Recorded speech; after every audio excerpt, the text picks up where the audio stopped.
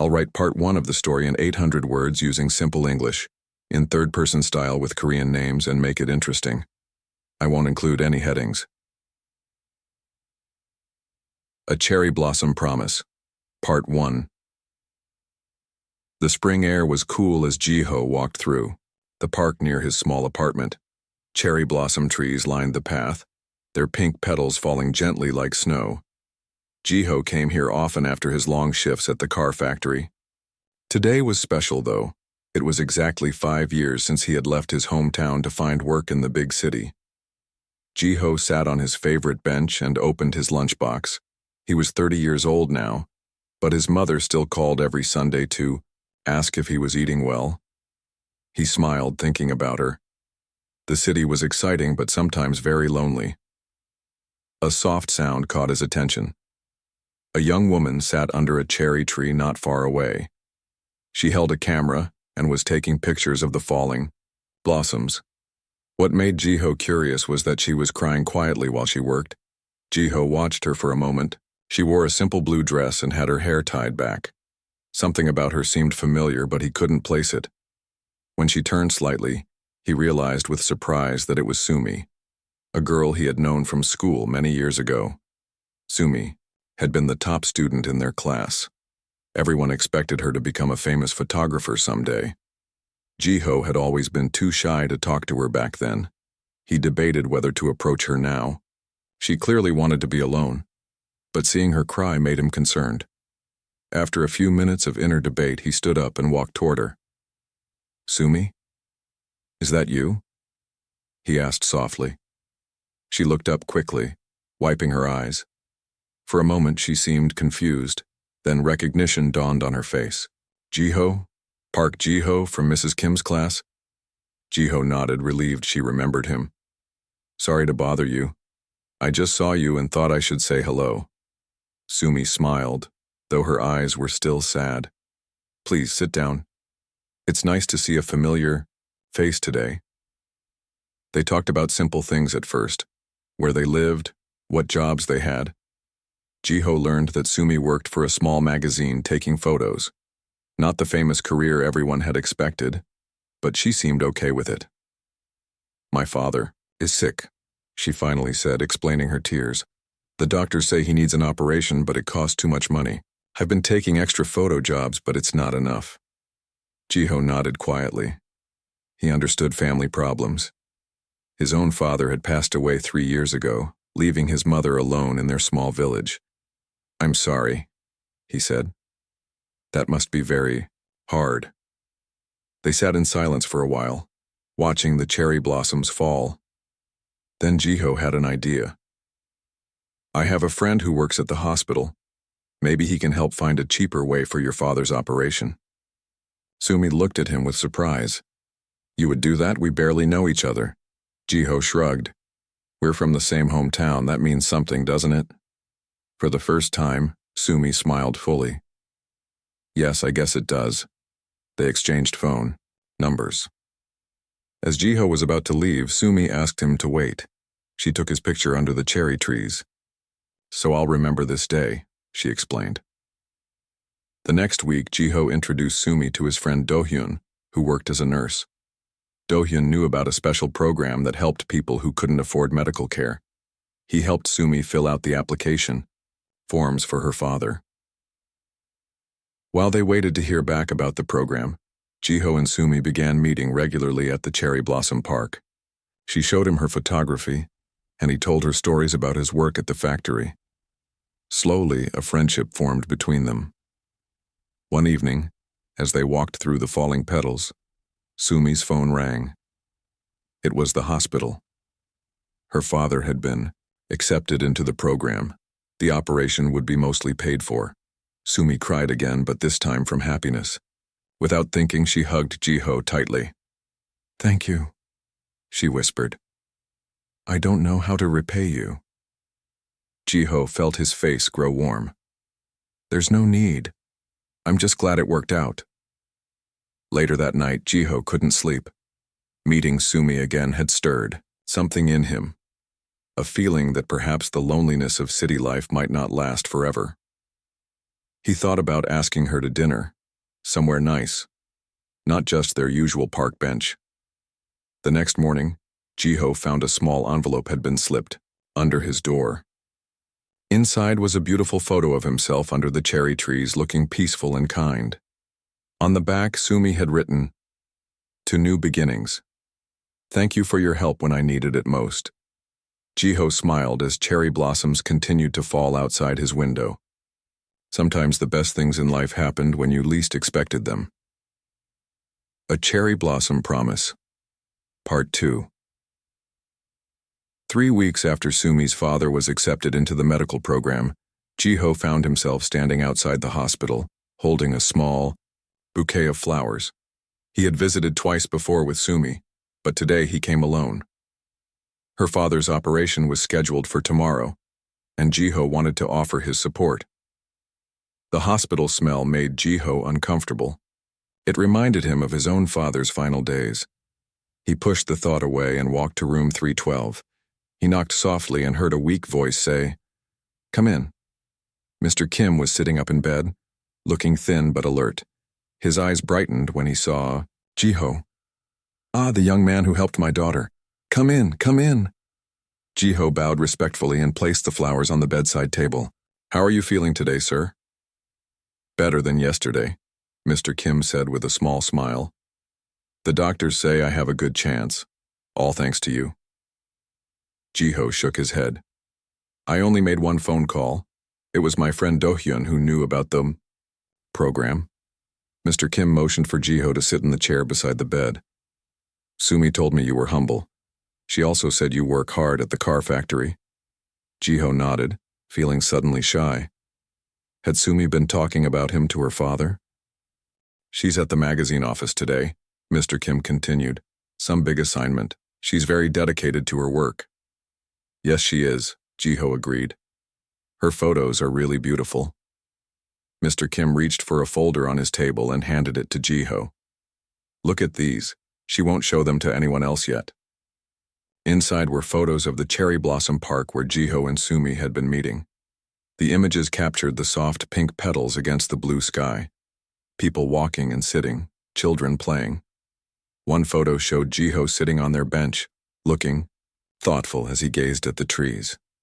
"These are for a special exhibit," Mr. Kim explained. "She calls it New Beginnings. The magazine is going to feature her work next month." Jiho felt a warmth spread through his chest. "I had no idea. My daughter is very private about her work until it's finished," Mr. Kim said. "Just like her mother was." His eyes grew sad for a moment. Jiho learned that Sumi's mother had died when Sumi was just 16. Since then, father and daughter had taken care of each other. "Tomorrow's operation," Mr. Kim said suddenly. "I'm a little afraid." Jiho looked at the older man's hands, thin and slightly shaking. He remembered his own father's fear before his surgery. "That's natural," Jiho said, gently, "but you have good doctors, and Sumi will be right here with you." Mr. Kim nodded slowly. "If something happens to me, Sumi will be alone." "She won't be alone," Jiho said without thinking. "She has friends who care about her." Their conversation was interrupted when the door opened. Sumi walked in, carrying her camera bag. She stopped when she saw Jiho. "Jiho, I didn't know you were coming today." "Just a quick visit," he said, standing up. "I should go now and let you spend time with your father." Outside the hospital, Jiho waited for the bus. The evening was growing cold. He thought about Mr. Kim's words and the photos in the folder. Something was changing between him and Sumi. Something more than friendship. His phone buzzed with a message from Sumi. "Thank you for visiting today. Can we meet at the park tomorrow after the operation? I need a friend." The next day was the longest of Jiho's life. He couldn't focus at work, checking his phone every few minutes for news from Sumi. Finally, at 3 o'clock, a message came. "Operation successful. Father is resting." Jiho let out a breath he didn't know he was holding. That evening, he met Sumi at their bench in the park. The cherry blossoms were starting to fade now, many petals on the ground. Sumi looked tired but happy.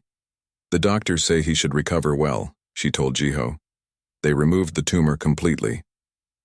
That's wonderful news, Jiho said, truly relieved. They sat quietly for a while. Then Sumi turned to him. My father showed you my photos, didn't he? Jiho nodded, a little embarrassed. They're beautiful. The magazine will love them. Sumi smiled. My father likes you. He told me you remind him of himself when he was young. That's a big compliment. It is, Sumi agreed. He doesn't say things like that easily. The sunset painted the sky orange and pink above them. Sumi suddenly took Jiho's hand. Her fingers were cold. When I saw you that first day, she said softly, I was at my lowest point. I felt so alone with my father's illness. But then you appeared, like we were meant to meet again. Jiho squeezed her hand gently. Maybe we were. As darkness fell, they walked together through the park. The cherry blossom season was ending, but for Jiho and Sumi, something new was just beginning. A cherry blossom promise. Part 3. 2 months passed since Mr. Kim's successful operation. Summer arrived with its heat and bright sunshine.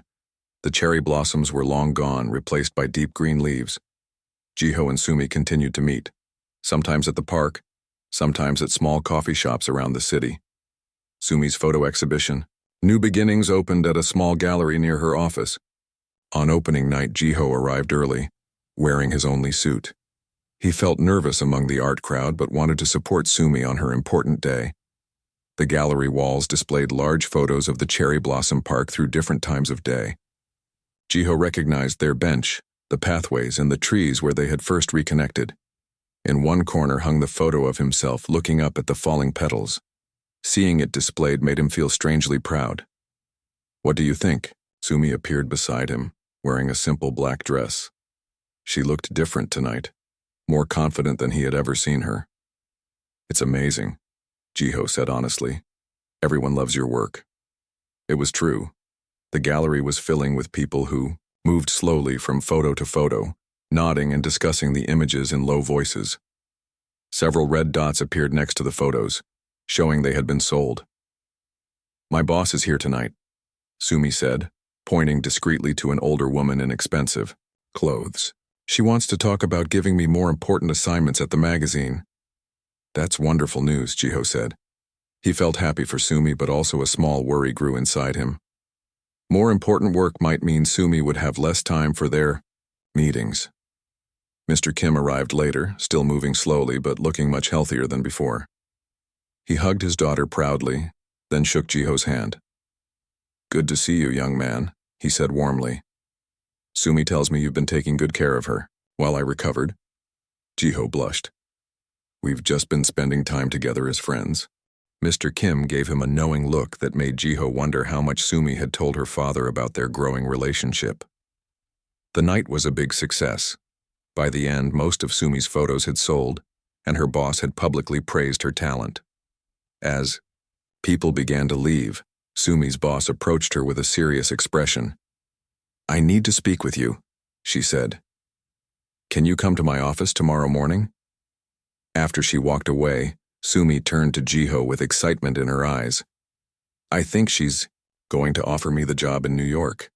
Jiho felt his heart sink. New York? You mean in America? Sumi nodded quickly. The magazine has an office there. They sometimes send photographers for 6-month assignments. I applied months ago before my father got sick. I never thought I would get it.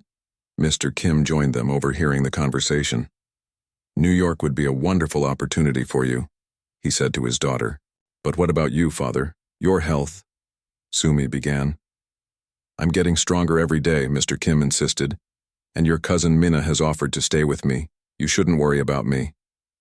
Jiho stood quietly, trying to hide his feelings. 6 months was a long time. Would Sumi forget about him in exciting New York? Would their new relationship survive such distance? Later that night, as Jiho walked Sumi and her father to a taxi, Sumi held back a moment. Are you okay? She asked him. You've been quiet since I mentioned New York. Jiho tried to smile. Of course, it's a great opportunity for your career, Sumi studied his face. But what about us? What we've been building these past months? Jiho looked at her in surprise. He hadn't expected her to speak so directly about their relationship. I don't know, he admitted. 6 months is a long time. Not so long, Sumi said softly. Not if we care enough. The next evening, Jiho sat alone on their park bench. The summer air was thick and warm. He checked his phone again. Still no message from Sumi about her meeting with the boss. Finally, his phone rang. It was Sumi. Can you meet me at the gallery? She asked, her voice giving nothing away. When Jiho arrived, the gallery was empty, except for Sumi. She stood in front of his photo looking thoughtful.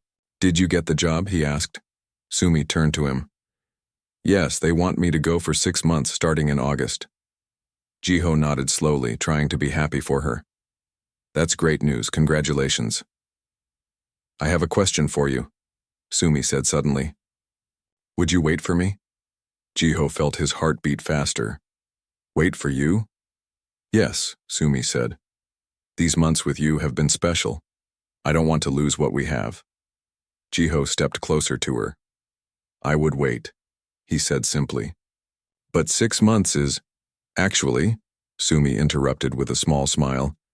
I asked if the assignment could be shortened to 3 months. They agreed. Relief and happiness filled Jiho's chest. He reached for Sumi's hand. 3 months, he said. That doesn't sound so long after all.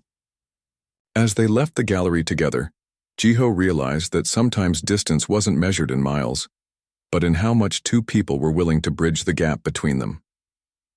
A Cherry Blossom Promise. Part 4 August came quickly. The day before Sumi's flight to New York, Jiho helped her pack her camera equipment. They were in her small apartment surrounded by suitcases and boxes. Mr. Kim had gone to visit his sister for the day, giving them time alone together. Are you nervous? Jiho asked as he carefully wrapped a camera lens in soft cloth. Sumi nodded. A little. I've never been so far from home before. She placed some printed photos in a folder, but also excited. The magazine wants me to photograph famous buildings and everyday people in New York. They said my style captures both beauty and sadness in ordinary things. Jiho smiled. That's because you see what others miss. They worked quietly for a while. Jiho noticed Sumi kept looking at her phone, checking the time. We still have hours before you need to be at the airport, he said gently. Sumi put down the shirt she was folding. Jiho, there's something I need to tell you. Her serious tone made Jiho's stomach tighten. What is it? The magazine editor called this morning. They want me to stay in New York for an extra month. There's a special winter project they think I would be perfect for. Jiho tried to keep his face calm. 4 months instead of 3. Yes. Sumi looked down at her hands. I said yes. It's a big opportunity. Jiho was quiet for a moment. Then, he nodded. You should take it, your career is important. But what about us? Sumi asked softly. Jiho reached across the suitcase between them and took her hand. Remember what you asked me at the gallery? If I would wait for you? Sumi nodded. My answer hasn't changed, Jiho said. 4 months or 3 months doesn't make a difference. I'll still be here when you come back. Relief showed on Sumi's face. I was afraid you might be angry. I could never be angry about your success, Jiho said honestly. Later that afternoon, they went to their bench in the park. The summer heat made the air heavy. Children played nearby, their voices carrying across the grass. I'll miss this place, Sumi said, looking around. The cherry trees look so different now than when we first met here. Everything changes with the seasons, Jiho said. But the trees are still the same trees. Sumi leaned her head against his shoulder. Will you come here sometimes, even without me? Of course, Jiho promised. And I'll send you photos so you can see how the park changes in the fall. As evening approached, they walked back to Sumi's apartment. Mr. Kim had returned and was making dinner, the small apartment filled with delicious smells. Ah, Jiho, good timing. Mr. Kim called from the kitchen. I made enough for 3. They ate together, talking about New York and Sumi's plans. Mr. Kim gave his daughter advice about living in a foreign country. Jiho mostly listened, enjoying the warm family feeling. After dinner, Jiho helped wash the dishes. When they finished, Mr. Kim went to his room, saying he needed to rest. Before he left, he put his hand on Jiho's shoulder. "Take care of yourself while she's gone," he said with meaning in his eyes. The months will pass quickly. When they were alone, Sumi showed Jiho a small gift she had prepared for him. It was a photo album with pictures she had taken of them, together the park and places they had visited. "So you won't forget what I look like," she joked, but her eyes were serious. Jiho had a gift too, a simple silver chain with a small cherry blossom charm. "To remind you of home," he said as he gave it to her. Sumi put it on immediately. "I'll wear it every day," she promised. The next morning at the airport was hard. Mr. Kim hugged his daughter tightly, telling her to call often. Then he stepped back, giving Sumi and Jiho a moment alone. 3 months and 4 weeks, Jiho said, trying to smile. "That's all. I'll send photos every day," Sumi promised. "And we can video call when the time zones match." When the final boarding call came, Sumi reached up and kissed Jiho for the first time. It was quick and soft, but full of promise. "Wait for me," she whispered. "Always," he answered. As Jiho and Mr. Kim watched Sumi walk toward the security gate, the older man spoke quietly. "You love my daughter, don't you?" Jiho looked at him in surprise, then nodded. "Yes, I do." Mr. Kim smiled. "Good. She needs someone strong to come home to." Jiho drove Mr. Kim home, then went to work at the factory. The day felt longer than usual. That night, he visited the park alone and sat on their bench. His phone buzzed with a message from Sumi. "Arrived safely. Miss you already." Jiho smiled at his phone. 4 months seemed like a very long time, but some things were worth waiting for. A Cherry Blossom Promise. Part 5. 4 months passed slowly for Jiho. The hot summer faded into fall, and then winter began to touch the city with cold fingers. Every day he exchanged messages with Sumi. Sometimes they video called when their schedules matched across the time zones. He watched through his phone screen as her experience in New York changed her. She seemed more confident, her English improved, and she talked excitedly about the photographers she was meeting. December arrived with snow and icy winds. Jiho visited Mr. Kim often, helping with household repairs and sometimes just sitting together watching television. The older man's health continued to improve, though he still tired easily. "Have you heard from Sumi today?" Mr. Kim asked one evening as they ate dinner together. Jiho shook his head. "Not since yesterday. She said she was working on a big project that would keep her busy." Mr. Kim nodded thoughtfully. "The magazine people must be very impressed with her work if they keep her so busy."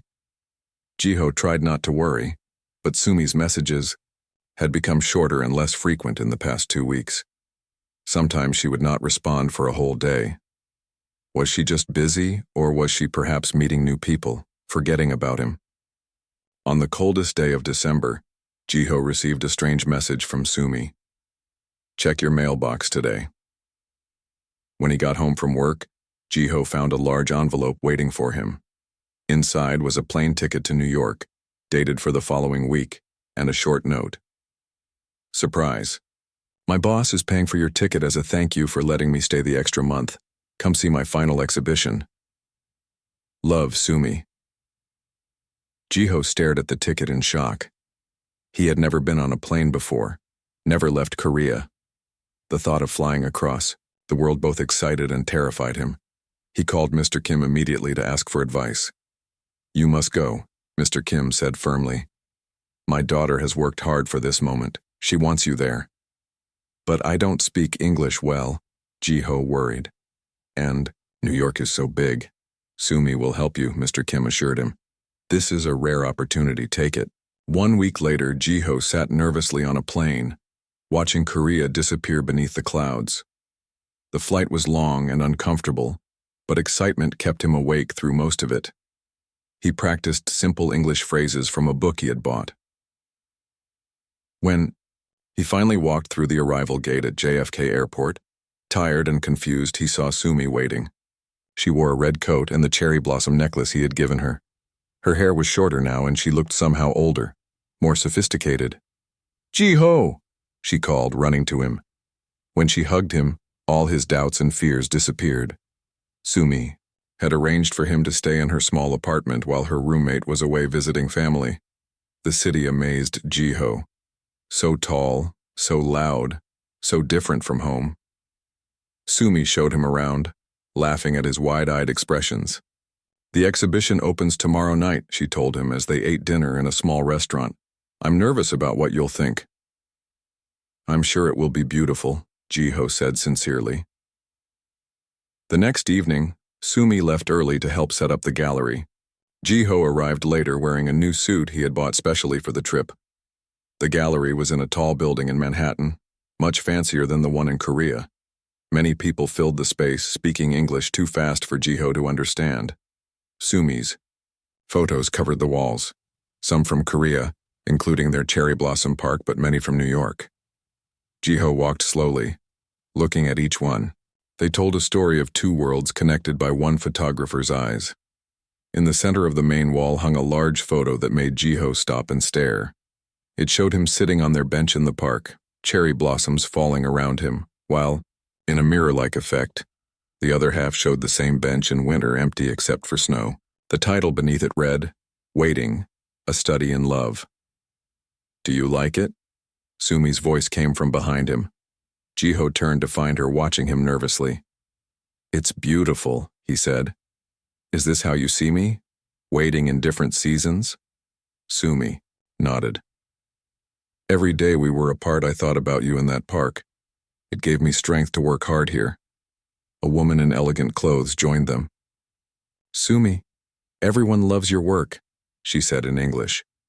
"The New York office wants to offer you a permanent position." Ji-ho didn't understand the words, but he saw Sumi's face change. After the woman left, Sumi took his hand and led him to a quiet corner. "They want me to stay in New York," she explained in Korean. "A full-time job with the magazine." Ji-ho felt his heart sink. "That's wonderful news," he said, trying to sound happy for her. "I told them I needed time to think," Sumi continued. "I have one more surprise to show you." The next day, Sumi took Ji-ho to Central Park. Snow covered the ground, and the trees stood bare against the gray sky. They walked until they reached a small Japanese garden where winter-blooming cherry trees grew. "They bloom in December here," Sumi explained. "Different from our trees at home." Under the pale pink blossoms, Sumi turned to face Ji-ho. "I've made my decision about the job offer," she said. "I'm going home to Korea." "But your career," Ji-ho began. "My life is in Korea," Sumi said firmly. "My father, my home, and you. The magazine has agreed to let me work from their Seoul office most of the year, with just 1 month in New York each winter." Joy filled Ji-ho's heart. "Are you sure?" "Very sure," Sumi said, reaching up to touch his face. "Some distances are too far even for love. I want to be where cherry blossoms fall in spring, not winter."